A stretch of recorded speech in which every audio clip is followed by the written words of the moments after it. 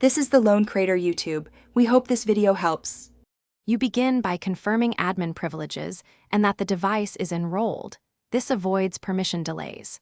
Once enrolled, collect the MDM server URL, relevant certificates, and the device UID or serial so you can bind profiles. Make sure you back up existing device configurations and note policy names you will update. Now create a staging profile with minimal restrictions to test. This first actionable profile establishes a safe baseline before wider deployment, reducing rollback risks. You now craft the core policies and profiles. Start by defining compliance rules, password complexity, encryption, and minimum OS patch levels, because these enforce security consistently. Then assemble configuration profiles, Wi-Fi, VPN, email, and app restrictions. Group settings logically so changes stay manageable. Once profiles exist, assign them to 1 or 2 pilot devices.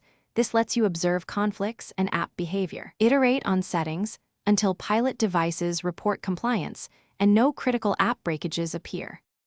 You finish by deploying in controlled phases, moving from small pilot groups to larger cohorts so issues remain contained. Monitor compliance reports, device logs, and update status daily to spot failures quickly.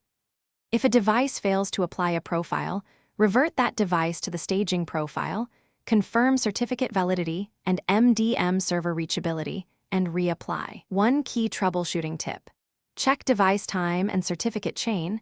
Incorrect time or a broken chain is the most common cause of MDM enrollment or Thanks for watching. Consider subscribing if we helped you.